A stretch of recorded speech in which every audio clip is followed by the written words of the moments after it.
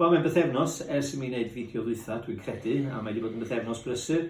A dwi'n tybio os da chi wedi cael llawn bol am y Brexit yn ystod y bythefnos ddwytha, wel ystyriwch sydd mae rhywun sy'n aelod seneddol yn teimlo. Hwnnw ydy'r pwnc di bod dros y bythefnos ddwytha.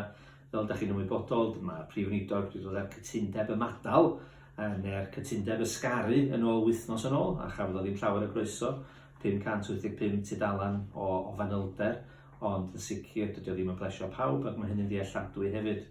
Ac wrth gwrs wythnos yma, neu ddoe, i fod yn fanwl gywir, mi gafwyd datganiad 26 tudalan yn amlinellu yr hyn da ni'n obeithio i weld fel y berthynas fasnachu tymor hir rhwng yr Undeb Ewropeaidd a Phrydain. Rwy'n i fod yn gwbl onast, dydw i ddim yn fodlon efo'r cytundeb ymadal, a dydw i ddim yn credu bod y cytundeb sydd yn amlinellu'r dyfodol yn cynnig y manylion da ni angen. Ond y wahanol i rai, dydw i ddim yn beio'r prif weinidog am hynny.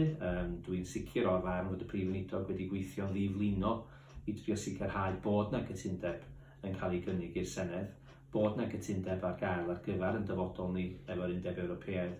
Ond yr hyn sydd yn ddigalon wrth gwrs ydy bod na rai o fewn fy mhlaid i fy hun wedi dewis defnyddio yr cytundeb ymadel fel cyfle i ymosod ar arweinyddiaeth y prif weinidog, ac yn wir wedi penderfynu trio cael pleidlais o ddiffyg hyder yn arweinyddiaeth y prif weinidog.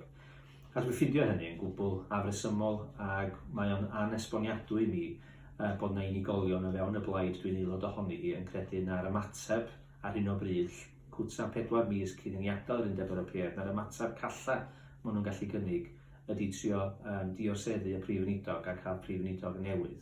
Dwi'n ffindio'r peth yn gwbl anerbyniol, a fedra i ddim esgusodi na madda y math yna o ymddygiad. Mae o'n anghywir, ac mae o hefyd yn dangos bod yna ddiffyg ymdrech i fynd i'r afel efo problemau go iawn da ni wynebu.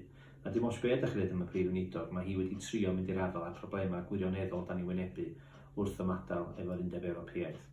Felly mae gen i ofn na Brexit fydd prif bwynt trafod y Senedd am y 2-3 wythnos nesaf, ac felly efallai bod chi'n mynd i ddiodda wrth edrych ar y newyddion, ond o leia y wahanol i mi fyddai chi ddim yn gorfod bod yn y Senedd yn ei chanol hi.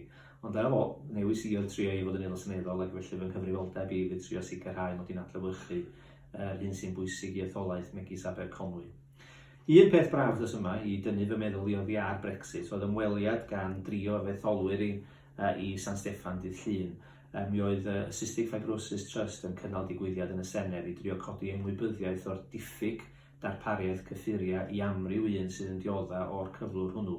Ac mi o'n i'n falch iawn o weld Alison, Kim a Steffan sydd yn drio etholwyr sydd wedi dod i'n weld i yn y surgery yma yng Nghonwy, ond hefyd wedi codi pryderon efo fi mewn llythyr ac yn ysgrifenedig. Ac mae ganddyn nhw hawl i fod yn bryderus oherwydd boed y gwasanaeth iechyd yn cael ei gynnal yn Lloegr neu yng Nghaerdydd, ac wrth gwrs yn achos ni mae'r gwasanaeth iechyd yn gyfrifoldeb i'r Senedd yng Nghaerdydd. Yr hyn da ni'n weld ydy bod yna ddiffyg eglurhad clir yn dod gan ein gwasanaethau iechyd i ddatgan pa gyffuriau sydd ar gael i helpu bobl sy'n diodd o cystic fibrosis a pa gyffuriau sydd ddim ar gael.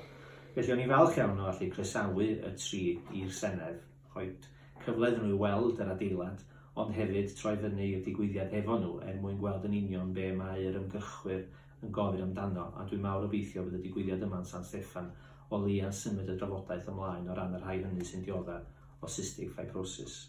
A beth arall swn i'n cynodi, di bore dydd Iau, mi ges i'r pleser o fod yn yr amgueddfa Llundain yn y Docklands yn Llundain. Amgueddfa di hon sy'n dangos hanes porthladd Llundain a hanes diddorol y dydylliad i'r hanes hwnnw. Ond fel rhan o'r arddangosfa, mae yna eglurhad o ymwneud Llundain efo'r farchnad gaethwasiaeth yn yr un modd a Lerpwl a Bryste. Mi oedd Llundain yn rhan annatod o'r farchnad ffiaidd honno. Ac mi oeddwn i falch iawn o fod yno, oherwydd nôl yn 2015, mi ddaru Llywodraeth basio mesur y Modern Slavery Act, a hynny dan arweinyddiaeth Theresa May pan oedd hi'n ysgrifennydd cartref a Karen Bradley i dirprwy hi. A hyn oedd yn digwydd bore dydd Iau, mi oedden ni'n cyflwyno copi wedi arwyddo gan y prif weinidog ac Karen Bradley o'r mesur y Modern Slavery Act i'r amgueddfa yn Docklands, mwyn sicrhau bod yr arddangosfa, rhan o'r arddangosfa sy'n trafod caethwasiaeth hefyd yn trafod y ffaith fod caethwasiaeth yn dal i fodoli yma yn Prydain a Chymru yn anffodus heddiw, Ac felly tra bod y ddeddf yna wedi bod yn ddeddf pwysig sydd yn symud y materion ymlaen ac yn wir yn dangos Prydain yn arwain ar y mater, mae yn fater sy'n sobri dyn i ystyried fod na bobl yn cael eu cadw mewn amgylchiadau mor ffiaidd yma yn Nghymru a Prydain, bod nhw'n cael eu gorfodi i weithio'n ddi-dal neu yn cael eu gwthio mewn i buteindra. Mae'r ffaith bod hynny dal yn digwydd 100 o flynyddoedd ar ôl i ni gael gwarad o gwerthasiaeth. Mae hynny'n deud y cyfan, a dwi'n falch iawn mod i wedi bod yn rhan o'r digwyddiad yn Llundain bore dydd Iau. Yma yn yr etholaeth, dwi eisiau llongyfarch Ysgol Aberconwy. Mae nealltwriaeth i'n deud bod y noson yma wedi bod yn llwyddiant ysgubol. Ac wrth gwrs, dim ond Ysgol Aberconwy oedd yn rhan o'r digwyddiad, mi oedd yr ysgol wedi gwahodd hefyd disgyblion o'r ysgolion cynradd hynny sydd yn bwydo Aberconwy i hefyd fod yn rhan o'r musical We Will Rock You. Ac yn anffodus, doedden nhw ddim yn gallu bod yn bresennol i mi gael gwahoddiad, ond mi oedd yna aelodau o fy swyddfa fi wedi mynd ar fy rhan i, ac maen nhw'n llawn camoliaeth am berfformiad proffesiynol a llawn hwyl gan y disgyblion. Felly, fyswn ni'n licio cymryd y cyfle i longyfarch athrawon a disgyblion Ysgol Aberconwy a'r ysgolion cynradd sy'n bwydo mewn i Ysgol Aberconwy am noson lwyddiannus iawn. Fyswn ni hefyd yn licio cymryd y cyfle i longyfarch a rhai hynny oedd yn gysylltiedig efo Ffair Nadolig Llandudno. Yn wir, bore Sul dwytha, mi oeddwn ni mewn tacsi ar y ffordd i studios y BBA ym Mangor, ac mi oedd y gyrrwr tacsi yn brolio mwynhad oedd o wedi gael yn Llandudno ar y dydd Sadwrn yn y Ffair Nadolig. Felly llongyfarchiadau i bawb yn y gysylltiedig efo hynny, achos bod o'n wyl fwyd Conwy neu'n Ffair Nadolig Llandudno, mae'r math yma o ddigwyddiad yn tynnu bobl i mewn i'r stryd fawr, ac mae angen hynny ar ardal megis Llandudno a Conwy dyddiau yma, mwyn sicrhau bod ni'n dal yn tir o ran busnesau bychan.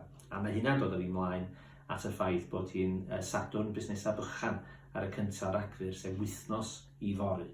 A byswn ni'n awgrymu'n garedig iawn y bod chi gyd yn dechrau'ch siop Nadolig yma yn etholaeth Aberconwy. Os da chi'n byw yn lleol, beth am siopa'n lleol. Os da chi'n gwerthfawrogi'r ffaith bod gennym ni ganolfan siopa o safon yn Llandudno, os da chi eisiau sicrhau bod y siopa hynny sy'n Llanrwst yn parhau mewn bodolaeth, os da chi eisiau cefnogi'ch busnesau bychan yn Metws y Coed neu Penmaen Mawr neu Llanrefechan neu Conwy, neu cyffwrdd Llandudno o ran hynny, cymwch y cyfle, Sadwrn y busnesau bychan, Wythnos i fory, cymwch y cyfle i ddechrau'ch siopa Nadolig yn lleol. Mae math yna o ymddygiad ar eich rhan chi yn sicrhau bod yr arian yn troi yn lleol, yn cynnal swyddi'n lleol, yn cynnal busnesau'n lleol. A dyna da ni eisiau weld, sef strydoedd Llanrwst, Llandudno a'r trefi eraill yn yr etholaeth yma yn llwyddo. Felly, cofiwch, doswch allan i siopa Wythnos i Sadwrn.